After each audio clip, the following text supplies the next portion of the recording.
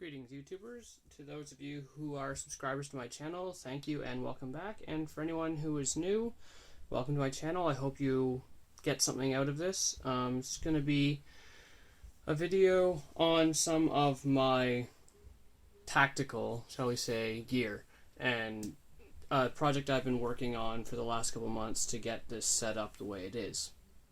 It'll probably end up being 2 videos. I'll do one video about the rifle and what I have set up in my battle can there, and then I'll do a secondary video on the chest rig and its contents, just because it'll take a little bit longer to get through.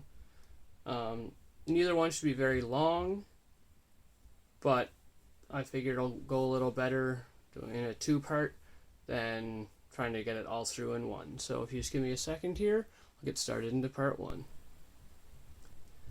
Alright, here we go into part 1. What you see in front of you, as some of you may recognize, it is a 1952 Tula Armory's Russian SKS. Now this is far from stock configuration. I have made a few large changes, however nothing I have done to this rifle will permanently alter it. It can be easily returned back to its original state, except for the stock itself, which has been refinished and restained. I've had this for close to a year, I would guess. I originally bought it in a polymer tactical style stock, but decided that I liked the look of the original wood better, and so I went with that. But since then I've added a few things onto it, some for aesthetic, some for ergonomics, and some for just general usability of the rifle. So I will go from muzzle to butt and just show you what I've done to it. So the first thing you can see right here is I've added a NC Star pin-on muzzle brake. Now I've yet to shoot this with it on, so I don't know how well it will survive the recoil, whatever. However, if something does happen to it, it's no great loss. It didn't cost all that much, and it's extremely easy to replace. I hope it survives, but I'll have to see what happens once I get it back to the range come nicer weather. This is super easy to attach. All you have to do is knock out the front sight pin, slide the muzzle brake on, and repin it. I did end up using a little bit of blue Loctite just to remove a little bit of wiggle, and it seems to have fixed it up. Again, we'll see how that handles up to recoil and heat from the barrel. So next thing I've done, now this was completely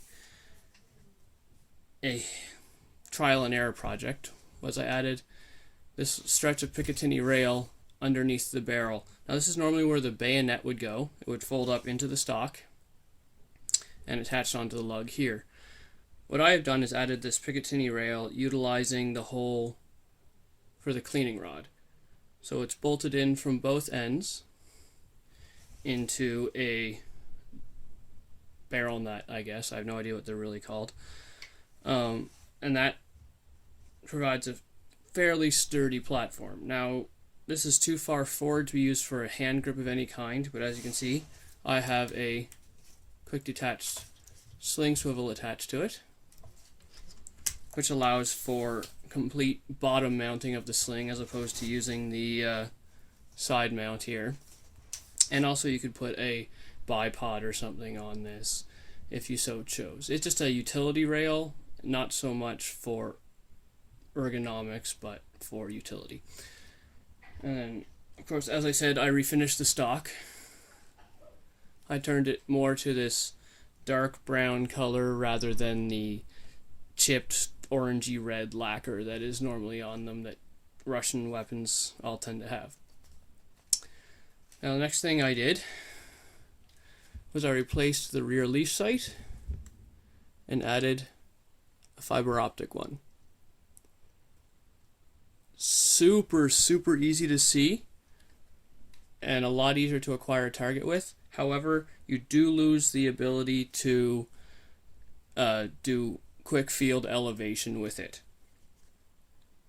However, to that point, I have it zeroed at 100 meters, and I know the rough ballistic drop of the 7.62 round at both 2 and 300 meters, so I can compensate manually using that one fixed sight. Next thing I did, now this is semi-permanent but is reversible, is I patinaed the bolt, the bolt carrier. Where the whole rest of the rifle was blued, it had that bright silvered bolt carrier. It looked good, but I didn't really like it. So what I did is I watched a video on YouTube onto how to force a patina onto metal. Now, it's not as dark as I had hoped, but it did tone it down a bit, and it also provides protective coating against, rust, corrosion, any kind of skin contact where it was already starting to darken on me. And so it just adds to the overall darkened look of the rifle and gets rid of that bright glaring piece of silver steel. Next thing, in a couple places, as you can see, I have added grip tape. I have it on the back strap of the buttstock there. I have it on the grip, and I also have it on the fore end right here. I know some purists would look at me and give me the evil eye for sticking something on the stock, but I went with utility and ergonomics on this, as it provides that little bit of extra grip that you otherwise wouldn't have. Next, you can see I added just a leather sling. This one says Remington on it, but it's not overly visible, so I don't really mind. And I added, this is a custom built buttstock pouch. It started off as one of those shell holders, holds 9 shells. Originally I had just removed a few to allow a stripper clip to slide in, but then I had these nylon pouches, which I decided, hey, that could work, and so I sewed it onto the buttstock. And that allows for, right now I just have a cleaning rag, but you could stick a bore snake in there, you could stick extra stripper clips, anything like that, and it's held in place by an elastic strap here, and the sling swivel also goes through it. I guess one thing I missed is the magazine itself. This is a Pro Mag 10 round pin to 5, because Canadian law here only allows for 5 center fire rounds out of a semi-automatic. This rifle did not come with the original metal box magazine. All it had was a 30 round piece of crap that really didn't cycle well.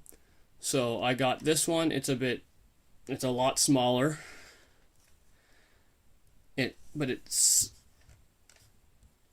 I find it looks better than the triangular box mag, but it still keeps a more traditional look to the rifle. And I do have it altered to be able to accept stripper clips.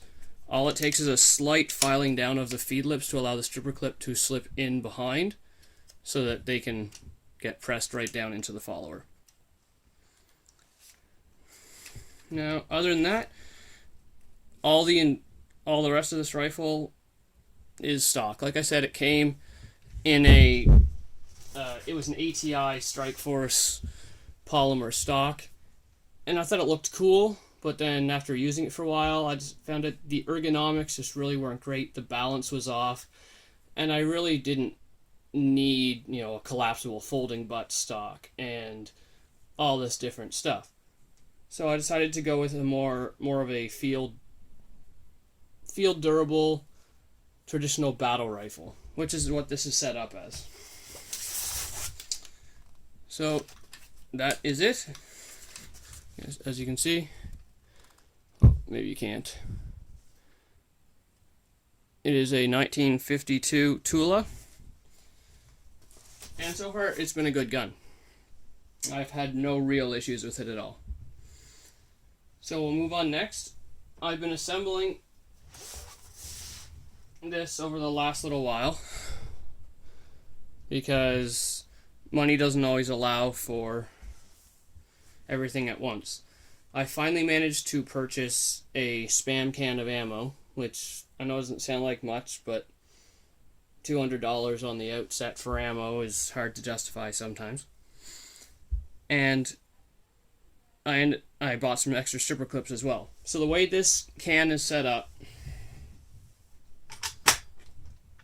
I have an inventory taped on the inside, so I'll be able to track everything that's in it.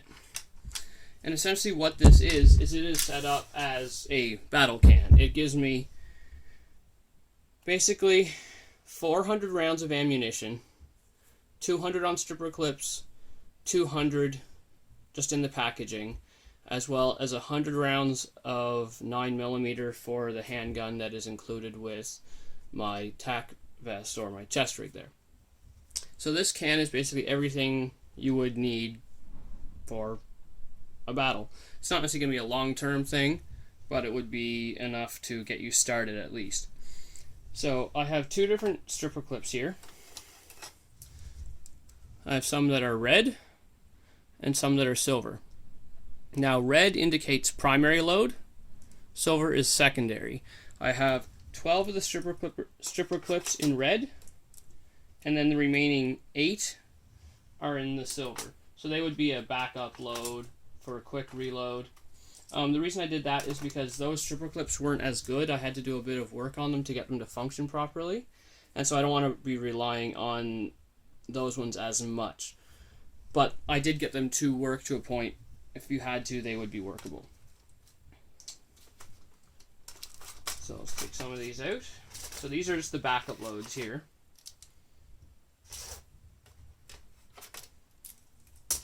I also have, it's a full cleaning kit. This is just the bore brushes, bore mop, chamber brush, all that stuff. CLP and some patches in there.